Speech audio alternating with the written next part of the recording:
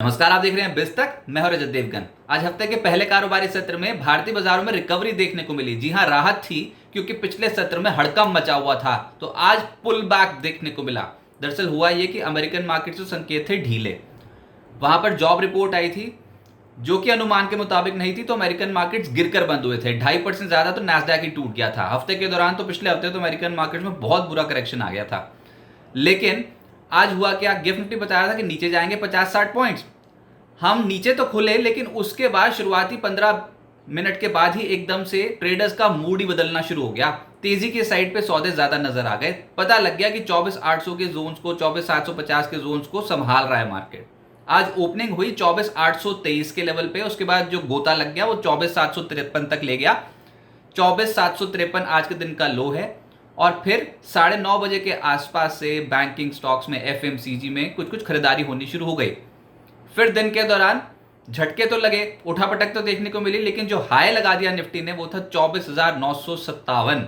और आज के दिन की जो क्लोजिंग आई है वो 24,936 की आई है। दिन की ऊंचाइयां छूते छूते ही लगभग बंद हुए। 84 पॉइंट्स के गेंस के साथ निफ्टी ने क्लोजिंग दिखा दी। निफ्टी बैंक 540 अंक चढ़ गया। मेन अट्रैक्शन तो यही था, आईसीआईसीआई बैंक के बलबूते चढ़ गया। 51,117 के लेवल पे हुआ है बंद। सेंसेक्स 375 अंकों की बढ़त के साथ 81,559 के लेवल पे हुआ है बंद। एडवांसेस थे निफ्टी के 26, गिरने वाले थे 24। निफ्टी गेनर्स में जो सबसे तेज चला वो था हिंदुस्तान यूनिलीवर, 3.25% तेज हुआ, रिकॉर्ड हाई लेवल्स पे पहुंच गया। और खबर यहां पर ये कि हिंदुस्तान यूनिलीवर ने एक कमेटी बनाई है इंडिपेंडेंट डायरेक्टर्स की, जो कि आइसक्रीम कारोबार की वैल्यूएशन के ऊपर बोर्ड को सजेशन देगी। यूनिलीवर पीएलसी पहले ही मार्च में अनाउंस कर चुकी है कि वो दुनिया भर में आइसक्रीम कारोबार जो उनका है उसको अलग करेगी। तो देखते हैं कि इंडियन बिजनेस, आइसक्रीम बिजनेस की वैल्यूएशन क्या कोट होती है, उसके बाद ही कंपनी जो है वो फैसला लेगी। श्रीराम फाइनेंस 2.25% ऊपर रहा। आईसीआईसीआई बैंक 2% चढ़ गया। असली खेल तो आईसीआईसीआई बैंक में हो गया था, बैंक निफ्टी इसी के बल पे चढ़ गया। आईटीसी का स्टॉक भी तेज हो गया। आज तो एफएमसीजी का बोल वाला था, क्रॉस द बोर्ड खरीदारी दिखाई दे रही थी। आईटीसी भी 2% चढ़ गया। ब्रिटानिया का स्टॉक 2.25% चढ़ गया। निफ्टी लूजर्स में ओएनजीसी दिखाई देगा आपको करीब 3% नीचे। इसके अलावा टेक महिंद्रा 2.5% नीचे, बीपीसीएल 1% नीचे, टाटा स्टील और हिंडाल्को भी दबाव में रहे। एफएनओ गेनर्स में गोदरेज कंज्यूमर, आज एफएमसीजी स्टॉक्स में बहुत अच्छी चाल बनी है। और आप ऊपर के चार्ट तो देखो, वायदा कारोबार पे एफएमसीजी और लिकर स्टॉक हैं। Godrej consumer, HUL, McDowell, UBL, ये सब स्टॉक्स चढ़े हैं करीब करीब 3.25% से 3.25%। इसके अलावा डिक्सन एक और स्टॉक था जहां पर तेजी बनी। एफएनओ लूजर्स में बिरला सॉफ्ट नजर आएगा, 4% ज्यादा टूट गया। पीएफसी 4% नीचे आ गया। ओएनजीसी 3% नीचे, पेट्रोनेट 3% नीचे और ग्रैन्यूल 3% नीचे। मिड कैप गेनर्स में एलेंबिक फार्मा 9.25% चढ़ा है। फिर जुबिलेंट फार्मोवा 8% ज्यादा चढ़ गया। ये जो मिड कैप फार्मा स्पेस थी एकदम से एक्टिव हो गई। इसके अलावा डीसीडब्ल्यू आज 7.5% चढ़ा है। ग्रीस कॉटन 6% चढ़ गया। एजीआई ग्रीन पैक 5.5% ऊपर। लाओ पाला इलेक्ट्रो स्टील कास्टिंग 5.5% चढ़े हैं। आइनॉक्स ग्रीन 5.5% ऊपर। मॉर्पन लैब्स पीएनबी हाउसिंग 5% ज्यादा चढ़ गया। पीएनबी हाउसिंग तो बहुत ही गजब की तेजी शो कर गया पिछले कुछ हफ्तों में। जीआईसीआरई आज 5% चढ़ा है और कावेरी सीड 5.5% चढ़ता हुआ नजर आया। मिड कैप लूजर्स में वीएसटी इंडस्ट्रीज 9.5% नीचे, जेडब्ल्यूएल 7% टूट गया, अशोका बिल्डकॉन 6% नीचे, आशापुरा माइंडकेम 6% नीचे, EIL, home first, ITD cementation, vector food 5% ज्यादा लुढ़क गए। गॉडफ्रे फिलिप्स पिछले सत्र में बहुत तेज था लेकिन आज प्रॉफिट बुकिंग हो गई। टीडी पार्ट सिस्टम्स, वेस्टकॉन, मोतीलाल ओसवाल फाइनेंशियल सर्विसेज, यहां पर गिरावट देखने को मिली। आज ब्रोकिंग हाउसेस कंपनियों के शेयर्स गिरे हैं। Motilal Oswal financial services, Edelweiss जैसे स्टॉक्स में मुनाफा वसूली हो गई। एफएमसीजी स्टॉक्स छा गए आज मार्केट में। सबसे तेज चला है गोदरेज कंज्यूमर 4% ऊपर, डाबर 3% ऊपर, यूबीएल 3% चढ़ गया। एचयूएल निफ्टी का ही टॉप गेनर बन गया। McDowell, Varun beverages, ITC, Britannia सब स्टॉक्स एक्टिव। फाइनेंशियल्स में श्रीराम फाइनेंस सबसे तेज चला है 2.25%, आईसीआईसीआई बैंक 2% ऊपर, चोला फाइनेंस 2% चढ़ गया, Kotak bank, ICICI prudential life, axis bank 1% से 1.5% की चाल दिखा गए। LIC housing finance, Muthoot finance, HDFC bank, यहां पर तेजी बनी। एसबीआई का स्टॉक जो पिछले सत्र में बहुत बुरी तरीके से टूटा था, आज निचले स्तरों से थोड़ा संभलने की कोशिश कर रहा था। आईटी स्टॉक्स में आज गिरावट देखने को मिली, जिसमें टेक महिंद्रा 2.5% नीचे, एम्फोसिस 1.5% नीचे, कोफोर्ज 1.5% नीचे। इसके अलावा विप्रो, एलटीटीएस, एचसीएल टेक यहां पर दबाव देखने को मिला। मेटल्स में भी आज दबाव दिखाई दे रहा था। NALCO, NMDC, Hind zinc, Tata steel, Hindalco, steel authority, Hind copper, JSL कहीं संभलने का नाम नहीं था। ये सब स्टॉक्स आज गिरे हैं। ऑयल एंड गैस प्ले भी नेगेटिव हो गया, जिसमें पेट्रोनेट 3% नीचे आ गया, ONGC 3% गिर गया, HPCL 2.5% नीचे, कैस्ट्रॉल 2% नीचे बंद हुआ है। गेल, GSPL, IGL इन सब स्टॉक्स पे आज दबाव देखने को मिला। अदानी टोटल गैस, BPCL 1% से 1.5% टूट गए। सरकारी खेमा डिसअपॉइंट कर रहा था, सतलुज जल विद्युत निगम 3% टूटा है, NLC इंडिया 3% नीचे आ गया, ONGC, NBCC जैसे स्टॉक्स पे दबाव था, कोची शिपयार्ड, NHPC, NTPC दबाव में रहे। प्राइमरी मार्केट में हलचल बहुत ज़्यादा है। गाला प्रेसिजन इंजीनियरिंग की आज लिस्टिंग हुई, जिसमें इश्यू प्राइस था 529, लिस्ट हुआ 721.10, यानी कि लगभग 36% प्रीमियम के साथ, और उसके बाद क्लोजिंग हुई है 757.15, यानी कि 43.1% के रिटर्न लिस्टिंग डे वाले दिन ही मिल गए। अपने ओपन से 5% ऊपर हुआ तो सर्किट लग गया इस स्टॉक में। बजाज हाउसिंग फाइनेंस का IPO मच अवेटेड IPO था और पहले दिन ओवर सब्सक्राइब हो चुका है। आज से 11 सितंबर तक खुला, पहले दिन 2.14 टाइम सब्सक्राइब हो चुका है। 66 से 70 रुपीज प्रति शेयर का प्राइस बैंड रखा गया है। 6,560 करोड़ रुपए का इशू है, जिसमें 3,560 करोड़ रुपए का फ्रेश इशू, बाकी का है OFS। क्रॉस लिमिटेड का IPO आज से 11 सितंबर तक खुला रहेगा। पहले दिन 0.93 टाइम सब्सक्राइब हो चुका है।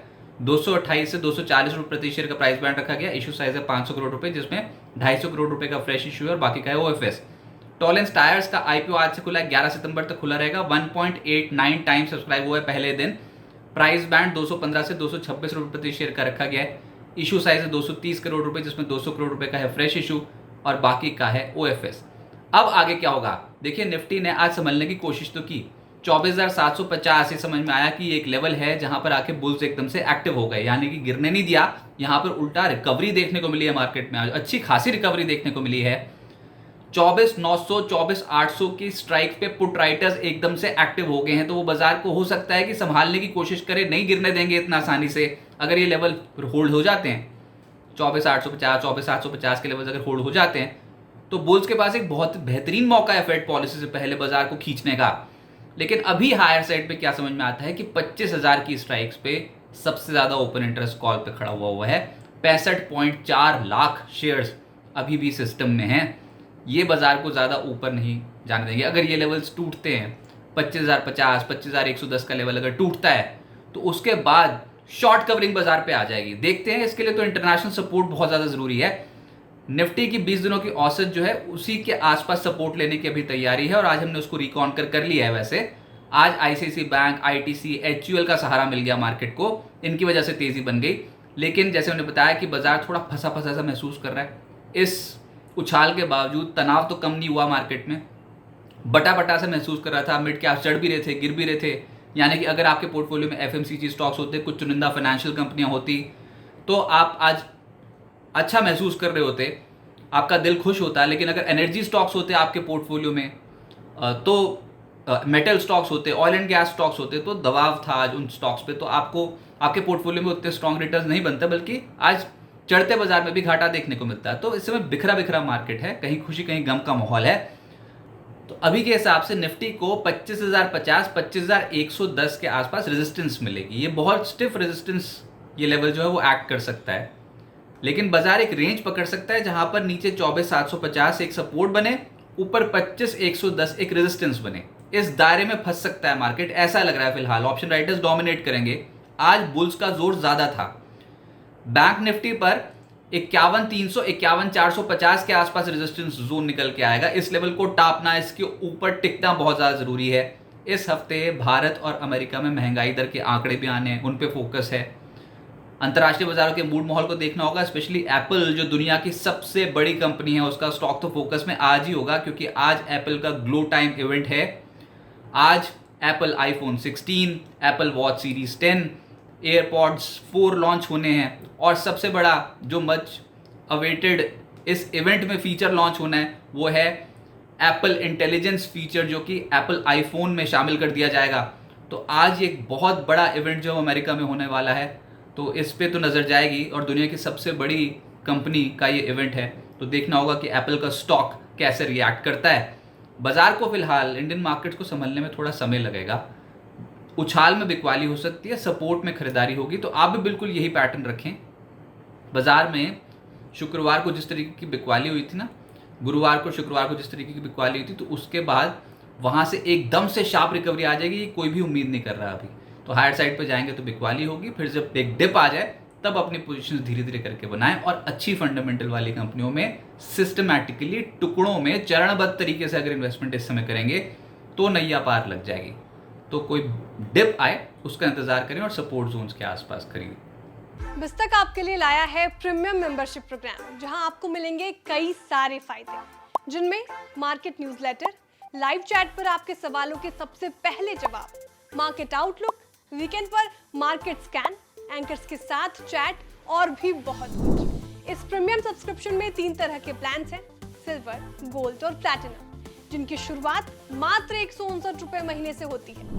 इससे जुड़ना भी बेहद आसान है। बिस्तक के YouTube चैनल पर जाएं, ज्वाइन बटन पर क्लिक करें और अपना प्लान सिलेक्ट करें। बस बन गए आप हमारे प्रीमियम मेंबर।